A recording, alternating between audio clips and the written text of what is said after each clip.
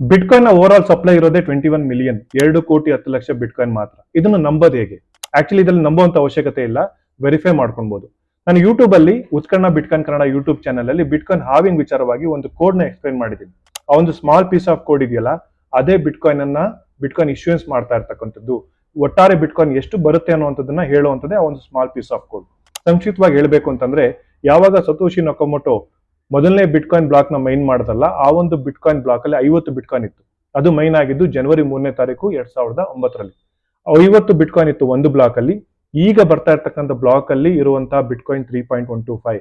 ಸುಮಾರು ಏಪ್ರಿಲ್ 2028ರಲ್ಲಿ ಈ ಒಂದು 3.125 ಬಿಟ್ಕಾಯಿನ್ ಏನಿದೆಯಲ್ಲ, ಅದು ಅರ್ಧಕ್ಕೆ ಕಟ್ ಆಗುತ್ತೆ.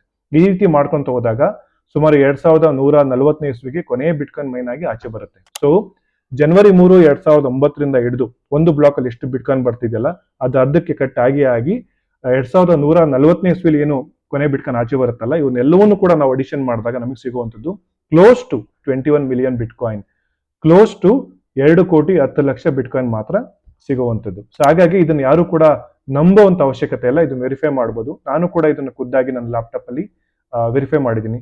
ನೀವು ಕೂಡ ವೆರಿಫೈ ಮಾಡಿ. ಫಾರ್ ಎಕ್ಸಾಂಪಲ್, ನೇಪಾಲ್ ಅಲ್ಲಿ ಕೂತಿರ್ತಕ್ಕಂಥವ್ರು, ರಷ್ಯಾದಲ್ಲಿ ಕೂತಿರ್ತಕ್ಕಂಥವ್ರು, ಅಮೆರಿಕದಲ್ಲಿ ಕೂತಿರ್ತಕ್ಕಂಥವ್ರು, ಅವರು ಬಿಟ್ಕಾಯಿನ್ ಸಾಫ್ಟ್ವೇರ್ ರನ್ ಮಾಡೋದು ಕೂಡ ಅವ್ರಿಗೂ ಕೂಡ ಸೇಮ್ ಡೇಟಾ ಸಿಗುತ್ತೆ. ಸೊ ಇದ್ರ ಸಿಗ್ನಿಫಿಕೆನ್ಸ್ ಏನಂತಂದ್ರೆ, ಪ್ರಕೃತಿಯಲ್ಲಿ ಇರ್ತಕ್ಕಂಥ ಚಿನ್ನ ಎಷ್ಟಿದೆ ಗೊತ್ತಿಲ್ಲ. ಹೊಸದಾಗಿ ಏನಾದ್ರು ಮೈನ್ ಸಿಗುತ್ತೆ ಅಂತಂದ್ರೆ ಅಲ್ಲಿಂದನೂ ಕೂಡ ಚಿನ್ನ ಅಗದು ಆಚೆ ತೆಗೆದು ಬಿಡ್ತಾರೆ. ಪೇಪರ್ ಕರೆನ್ಸಿ ವ್ಯವಸ್ಥೆಯಲ್ಲಿ ಎಷ್ಟು ಪೇಪರ್ ಕರೆನ್ಸಿ ಇದೆ? ಅನ್ಲಿಮಿಟೆಡ್ ಆಗಿದೆ. ಈ ಒಂದು ವ್ಯವಸ್ಥೆ ಪೇಪರ್ ಕರೆನ್ಸಿನ ಪ್ರಿಂಟ್ ಮಾಡ್ತಾನೆ ಹೋಗ್ತಾ ಇರುತ್ತೆ. ಹಾಗಾಗಿ ಇದನ್ನ ನಾವು ತಡೆಯಕ್ಕೆ ಸಾಧ್ಯ ಆಗೋದಿಲ್ಲ. ಬಿಟ್ಕಾಯಿನ್ ಅನ್ನುವಂಥ ಹಣದ ವ್ಯವಸ್ಥೆಯಲ್ಲಿ 2,10,00,000 ಬಿಟ್ಕಾಯಿನ್ ಮಾತ್ರ, 21 ಮಿಲಿಯನ್ ಬಿಟ್ಕಾಯಿನ್. ಇದನ್ನು ನಂಬುವಂತ ಅವಶ್ಯಕತೆ ಇಲ್ಲ, ಎಲ್ಲರೂ ಕೂಡ ವೆರಿಫೈ ಮಾಡಬಹುದು.